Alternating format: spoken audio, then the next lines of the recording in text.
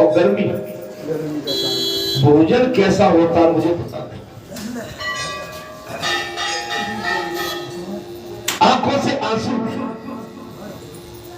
आंसू बहते हैं। एक चीज सोचता था, भगवान तुमने इस मार्ग में तो ले लिया है, हम अबोध हैं, आज भी अबोध हैं, उस दिन तो और भी अबोध थे। मुझे पूजा का ज्ञान नहीं था, मैं संसारी जीव था प्योरली उस समय, आज भी हूं संसारी, लेकिन आज प्योरली तो नहीं कह सकता हूं, लेकिन फिर भी संसारी हूं। मुझे किसी तरह का ज्ञान नहीं। एक ही रटन थी, प्रभु तुम्हारा जो संकल्प है वो पूरा हुआ। बहुत बड़ा संकल्प मैंने अंदर ले रखा था, अगर तुम्हारे लिए मेरे अधिकार में जो मेरे पास प्रॉपर्टी है सब बिक जाए, नंबर 1 यह संकल्प। उसके बाद भी अगर पूर्ति नहीं होती तो मेरा शरीर भी बिक जाए, मुझे मजदूरी किसी के घर जाके जैसे राजा हरिश्चंद्र ने की थी मैं करूंगा, लेकिन तेरा संकल्प पूरा हो। मैं कोई बनावटी बात नहीं बोल रहा हूं, ये मेरा संकल्प था उस समय। अगर मुझे बेचना भी पड़े, मेरी कोई बिक्री भी करे, नीलामी करे, तो तेरे लिए मेरी नीलामी हो जाए, मैं तैयार हूं। संकल्प ऐसे पूरे नहीं होते, संकल्प के लिए बहुत त्याग करना पड़ता है। बाबा ने लाज रखी, क्षेत्र की, गांव की, उपस्थित जो मेरे भक्त संत महात्मा थे सबकी, साथ में मेरी भी रखी। न जमीन बिची, न मैं बिचा, लेकिन मैं भी वही खड़ा रहा, आप भी वही खड़े रहे। बाबा ने असंख्य धन धान इतना डाला कि जिसकी सीमा अनलिमिटेड थी।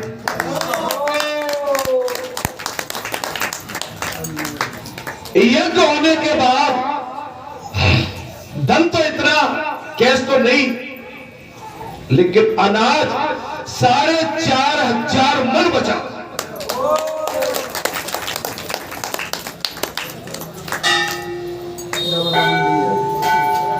आप समझ लो,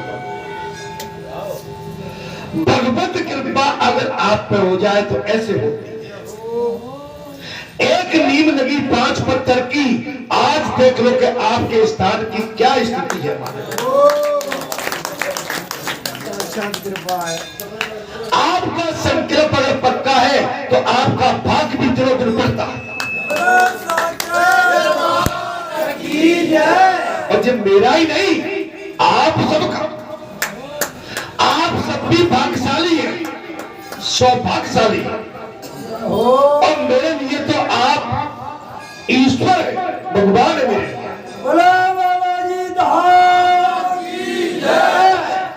अब आप कहेंगे बाबा जी भगवान क्यों? क्योंकि आप इंसान है और इंसान भगवान होता है। क्यों होता है? क्यों इंसान के अंदर भगवान का अंश होता है, इसलिए मेरे लिए भगवान है।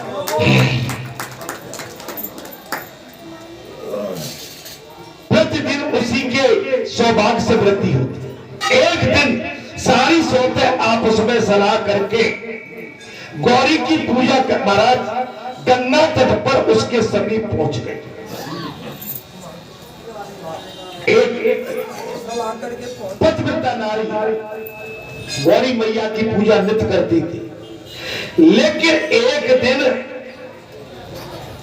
उस अम्मा गौरी की सोते आपस में सलाह करके गंगा तट पर उसके समीप गई। जब पंचपिंड का गौरी की पूजा करती थी, उन सबको वह आई हुई अम्मा गौरी जी की पूजा छोड़कर उनके सन्मुख पहुंच गई। आप कैसे आ गए? गौरी की पूजा छोड़ दी, सौतन आ गई गंगा तट पर। वो तो कुटिलता लेके आई,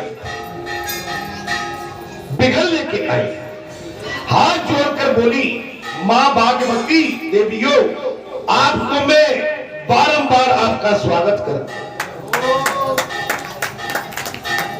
हे देवियों, मैं आपका बारंबार चरण वंदना करते हुए आपका स्वागत करती हूँ। महाराज क्या बोली? महाराज आज्ञा दीजिए, मैं आप लोगों की क्या सेवा करूं, क्योंकि मैं इस समय पूजा पर बैठी हूँ। सोते बोली, हम सब लोग तुम्हारे सौभाग्य की आग से जले हुए हैं। तुम्हारे अंदर जो दिन दूनी रात चौगुनी वृद्धि हो रही है ना, हम इससे जले हुए हैं। महाराज कथा भी कैसी लग जाती है? कथा में आनंद आ रहा है कि नहीं? सुना दूं कि नहीं सुना? महाराज सोते बोली, हम लोग तुम्हारे सौभाग्य की आग से जली हुई है। मेरी माताएं बहुत सी जहां आती है ना, तो उनकी पड़ोसन मरसोड़ कहती हूँ गई बड़ी भक्त हो रही। सरपंच गए बालाजी पे, बड़े भगत हो रहे। कैसे कि नहीं कहते? सबके घर में बात होती होगी। पंडित जी कहा गए चंद्रपुरा छोड़ के, बड़े बालाजी के भगत हो रहे। तो ये आपको देख के जलन भी मेरी माता 5 बजे आती, माने 5 बजे आना, जहां आ जाना आती नहीं है, या 4:30 बजे आ जाना।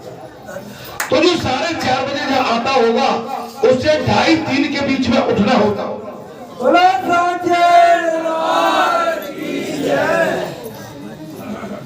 पड़ोसियों के बीच में खटपट होती होगी, बोले भगत ने उठ गई, खटपट कर रही है।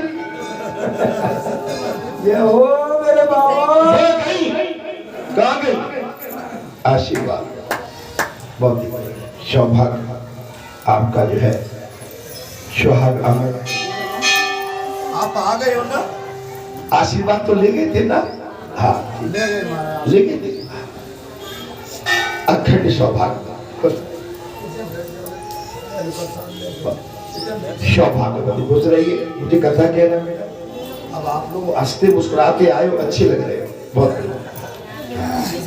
यही है, चलिए उसमें लो मर्यादा आशीर्वाद हमेशा मुस्कुराते हैं। महाराज ये ईर्षा का भाव होता है।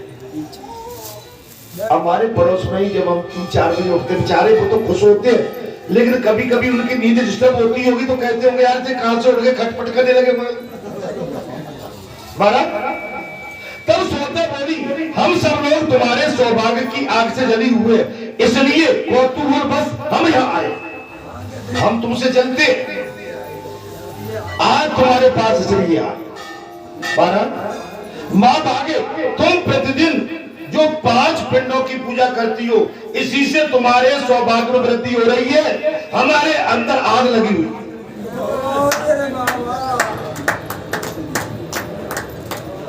हमारे अंदर आग लगी हुई। और महाराज यह इसका कोई दूसरा कारण है भाई, तुम्हारे भाग्य में सौभाग्य में दिनों दिन तुम में चमक आ रही है, सौभाग्य में वृद्धि हो रही है। राजा हमको पूछते नहीं, राजा तुमसे ही प्रेम करती है। महाराज इसलिए हमें जलन हो रही है, यही बात है कि और कोई बात? तब माने कहा, आप सब लोग मेरी बड़ी बहनें हैं। कथा को ध्यान से समझो, आप सब मेरी बड़ी बहनें हैं। आपके प्रति मेरे मन में तनिक भी ईर्ष्या नहीं है। आप सब मेरी बड़ी बहनें हैं, मेरे मन में आपके प्रति कोई ईर्ष्या। अतः गोपनीय बात भी आपके सामने प्रकट कर देती हूं मैं आज।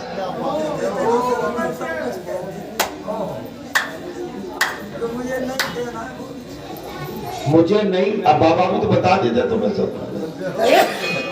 महाराज अब तुम पूनों के दिन कर आए, तुमने हमें बताया नहीं। और मंगोड़ा अकेले खा के चले जाए, गोपनीय बात तो बताना चाहिए। घर में कुशलता है कि नहीं, ठीक है कि नहीं? परिवार में कुशलता है कि नहीं? परिवार खुश है कि नहीं? परिवार के चेहरे पर प्रसन्नता है कि नहीं? आप जब गए थे तो परिवार खुश हुआ कि नहीं महाराज? और ये तो नहीं था, आगे आगे भाई कहा देखो द्वार में कब जाओगे? सवेरे। सवेरे खुद चले जाओ। अरे ऐसी भी क्या बात है, अभी अभी तो आए हो और फिर कहते हम जाते हैं। ठीक क्या चक्कर है? जे कौन सी नौकरी कर ली आपने? तो आप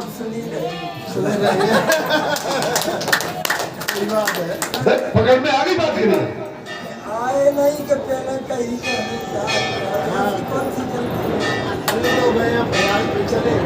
बताइए, अब हम तुम्हारी क्या और बात बता दे महाराज। सबरी बातें होती है संसार में, लेकिन हम जाते और अपन कहेंगे कि भाई भाई ऐसी भी क्या जल्दी है? इतनी जल्दी इतनी देर में तो आए, बड़ी मुश्किल में कैसे आप आए होंगे, लेकिन कह रहे फिर जाएंगे महाराज। तो मैं अंदर की प्रकट की बात, अपने गोपनीय बात भी आपके सामने प्रकट कर दी।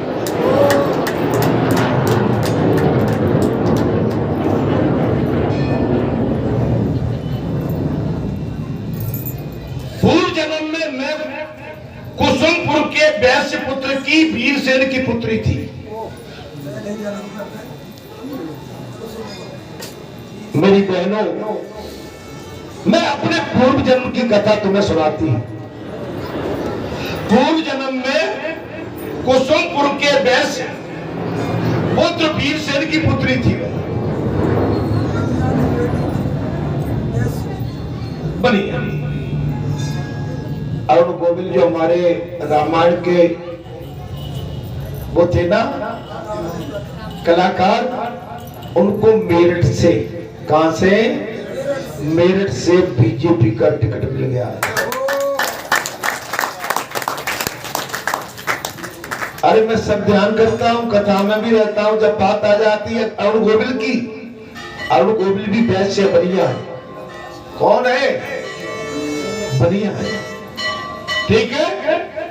अरे मैं आप समझा करो इस बात को, हमारी आपकी पकड़ हर जगह होना चाहिए। मैं चिंता नहीं कहता हूं ज्यादा होना चाहिए, लेकिन सब जगह हमें ध्यान रखना चाहिए। इतने अंजार बन के रहे तो धोखा खा जाओ नहीं। हम अमेरिका में जब अमेरिका के लिए जा रहे थे ना, तो कहते कभी कभी फ्लाइट क्रैश हो जाती है। क्या हो जाती है? गिर जाए। मैं एक बात बता रहा हूं, अब देखिए बैठे अब कितने हो गए महाराज? 18 घंटे। अच्छा डायरेक्ट है फ्लाइट, कैसी है?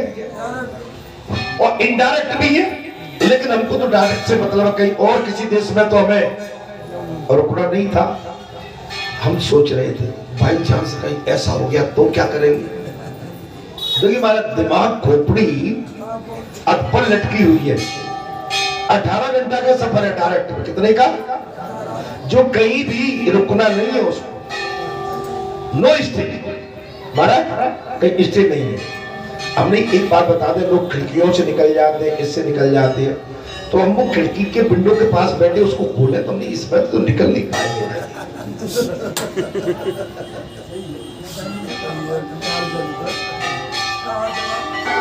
फिर हमने वो वहां पर अटेंडर रहते, मैंने क्यों भैया इमरजेंसी गेट कौन सा है?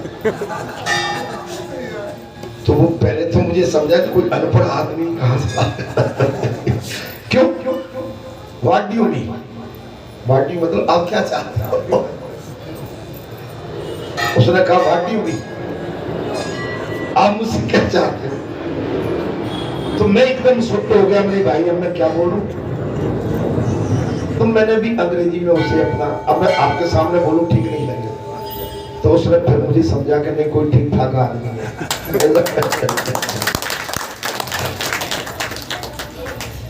नहीं क्यों पूछ रहे हो आप? मैंने ऐसे ही जो बोलते हैं ना कभी क्रैश व्रैश हो जाते हैं, जी हमारी अंग्रेजी में बात चल रही है। तो उसने बताया ये गेट है।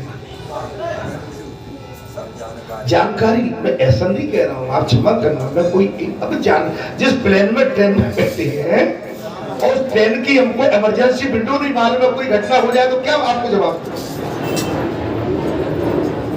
भाई अपने संज्ञान में जो होना चाहिए, प्रभु करे ऐसा न हो लेकिन बाई चांस हो जाए तब क्या करोगे?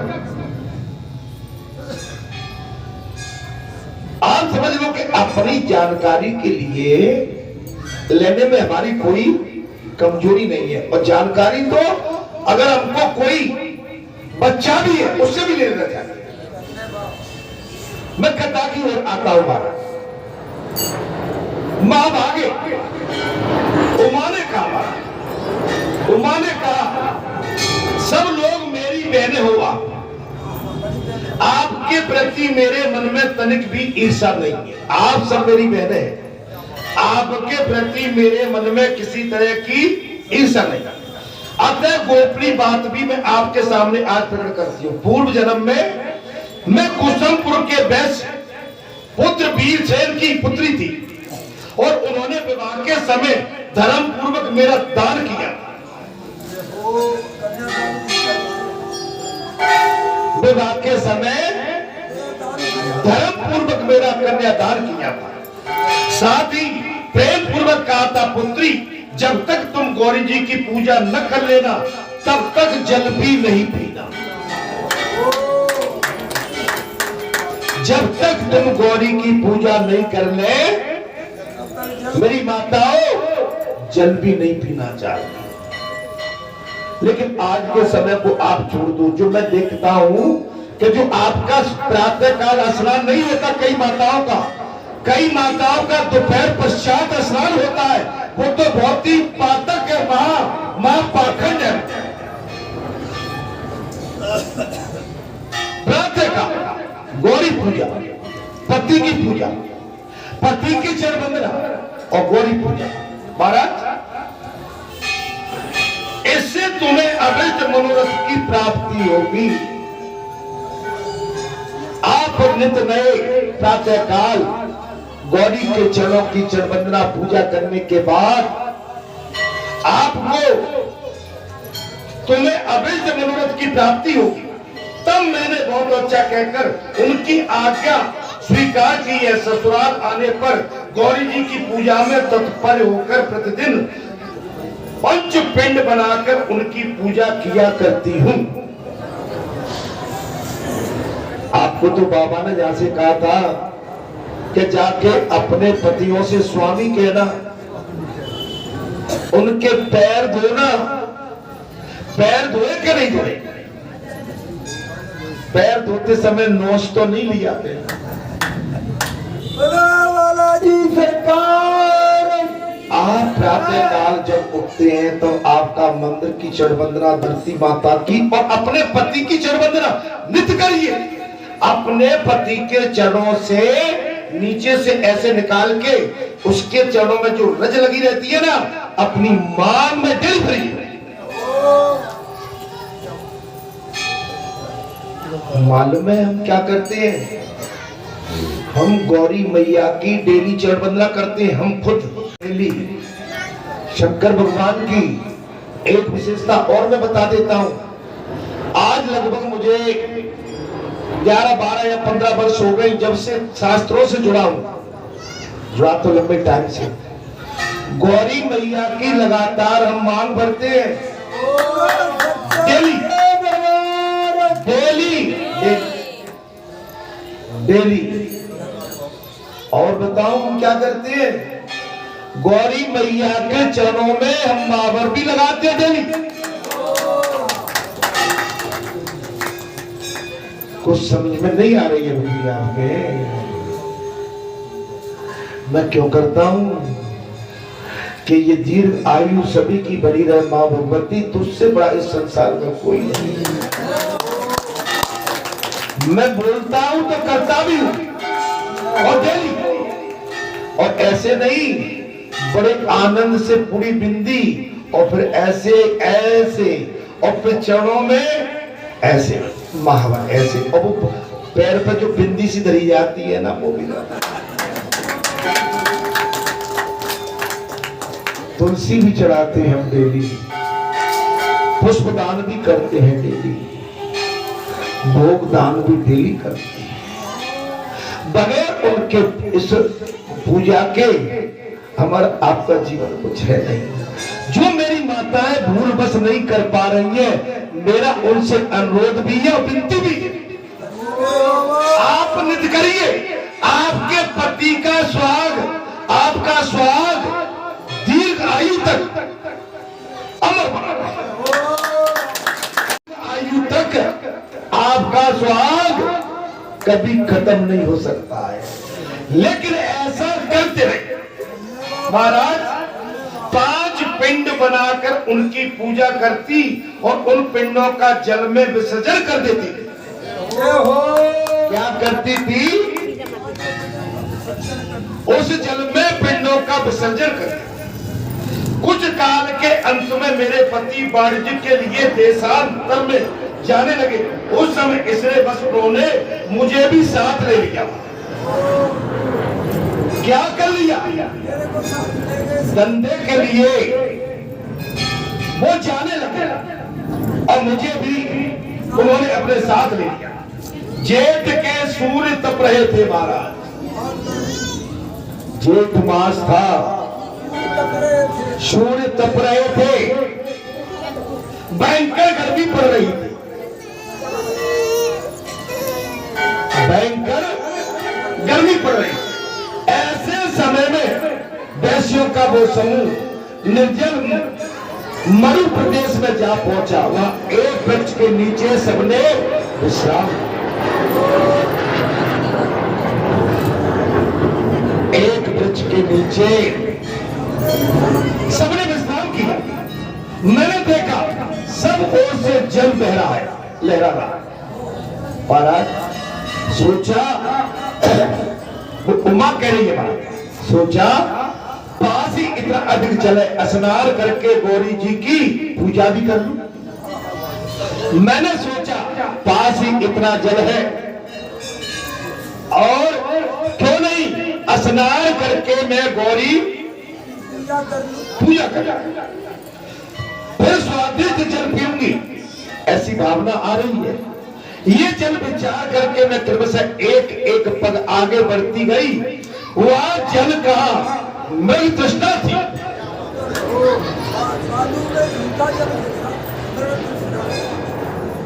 बालू में जल कहा, झूठी मृग तृष्णा थी महाराज। अर्थात जितना ही मैं दूर जाती थी उतना ही दूर वो मृग तृष्णा दिखाई देती थी। अंत में प्यास से पीड़ित होकर मैं उस बालू में गिर पड़ी। प्यास से पीड़ित होकर मैं उस बालू में गिर पड़ी। वो तपस्विनी कह रही है और मेरे सब अंगों में फफोले पड़ गए। बोले मैं एक व्यापारी की पत्नी थी और व्यापार के लिए हमारा पूरा जन समूह निकल पड़ा था। जून का महीना था, गर्मी अधिक थी और रेगिस्तान था। बालू बालू दिखाई पड़ती और बालू चमकती थी तो ऐसा जान पड़ता था कि पानी है, लेकिन पानी नहीं। मैं जितनी आगे बढ़ती गई मैं बालू में जलती चली गई और प्यास से पीड़ित होकर मैं बालू में गिर पड़ी और मेरे सारे अंगों में फफोले पड़ गए। महाराज तब सूत जी कहते हैं ब्राह्मणों, इसी समय महाभारत का एक प्रसंग मुझे याद आ जाता है।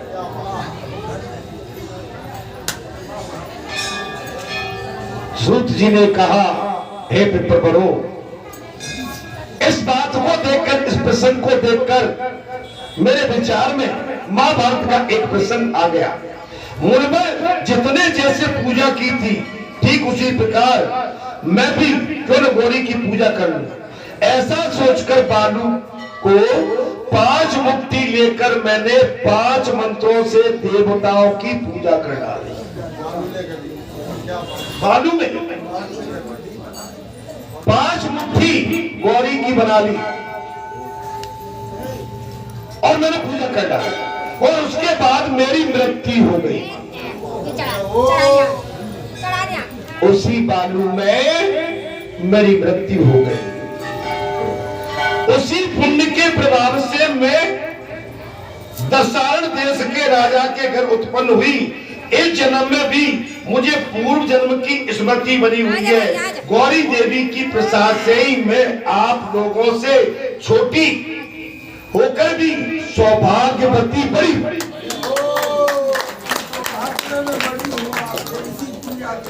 गौरी पूजा। गौरी पूजा और गौरी पूजा तो सब जानते हो कल्याणकारी होती है महाराज। गौरी पूजा कल्याणकारी होती है। जो गौरी पूजा करते हैं, माँ की चरण वंदना करते हैं, नृत्य करते हैं, अपने माता पिता की चरण वंदना करे, पत्नी अपने पति के चरणों की चरण वंदना करे। पत्नी के लिए उसके पति के चरण ही स्वर्ग है, भगवान। इसलिए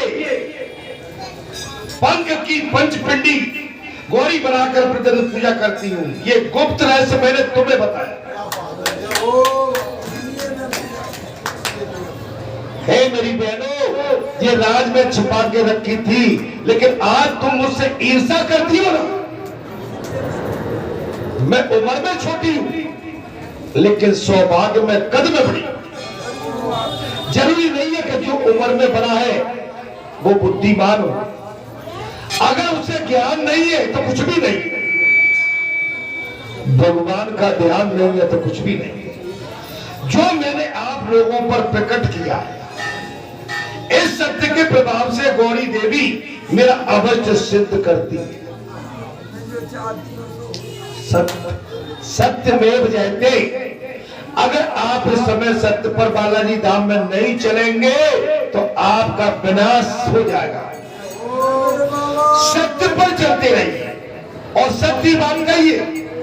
अगर आपने उजील फुजूल बात की, आप असत्य के दलदल में फंस जाओगे और आपका विघन, संसार का विघन आपको घेर लेगा और आपको परास्त कर देगा।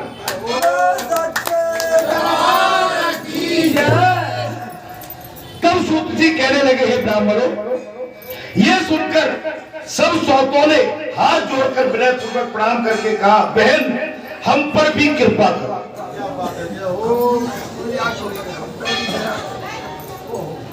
अच्छा, सौत डाह बड़ा खतरनाक होता है। सौतें सब कहने लगी, ए बहन हम पर भी अपनी दया बरसाओ और उन पांचों मंत्रों को हमें भी बताओ जिससे परमेश्वरी गौरी प्रसन्न होती है।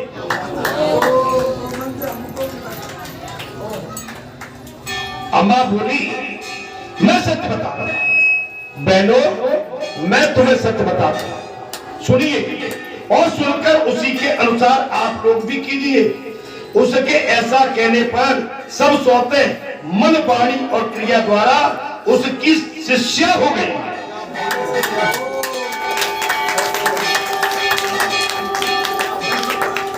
ऐसा करती थी वो शिष्या बन गई। क्या कहा? परक नवम प्रथमे शांतितम नमम उपमय शुभम शुभे तेजस्विनी नमस्तुते नमस्तुते नमस्तुते नमो नमः। नमस्ते वायु रूपिणी नमस्ते नमस्ते। आकाश रूपिणी संपन्न में पंच रूप में नमो नमः नमस्ते नमस्ते नमो नमः। गौरी नारायणी अर्थात महाराज क्षमा की अधीश्वरी देख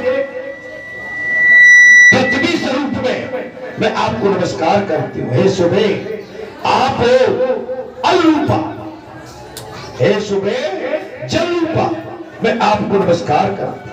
तेजस्वी तत्व की स्वामिनी, मैं आपको नमस्कार करता हूँ। वायु रूपा देवी, मैं आपको नमस्कार करता हूँ। आकाश रूप से संपन्न पंच रूपा देवी, मैं आपको एक बार नहीं बार बार नमस्कार करता हूँ। इस प्रकार मंत्रों का उपदेश देकर महाराज आपने पूजा किया, सबने पूजा किया। जितनी भी उस महारानी की विरोधी थी स्वतन, सबने पूजा की।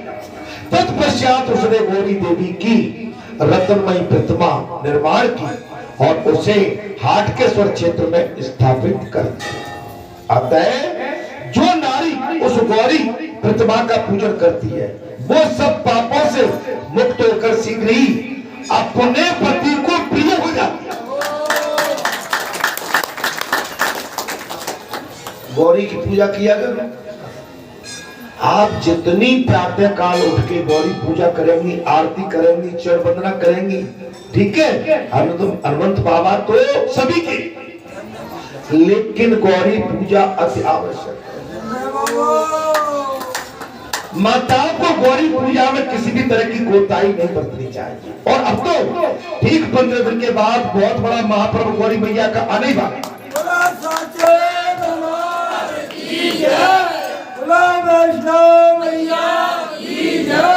जो इन 5 मंत्रों का उच्चारण नित्य करके गौरी मैया की पूजा करती है, कोई भी पत्नी या स्त्री, वो सब पापों से मुक्त होकर अपने पति की प्रिय हो,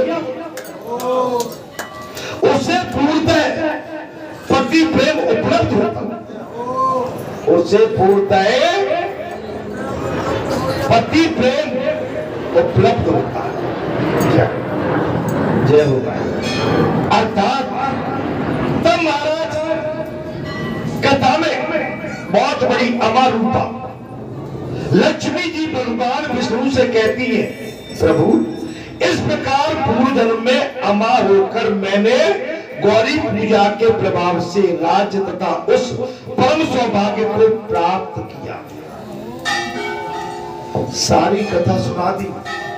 अब मेरी माताओं ने अगर गौरी पूजा का मातम सुना हो तो आपको इस पर अडिग रहना और नित्य गौरी पूजा करना। नित्य मैया के मांग में सिंदूर भरो। तस्वीर तो घर में होगी, तस्वीर है कि गौरी मैया की, मांग भरो, माबर लगाओ, फूल चढ़ाओ और तुलसी और मैया का भोग लगाओ और जल का अर्घ दो। देखिए आपके घर में कितनी जल्दी उन्नति होती है।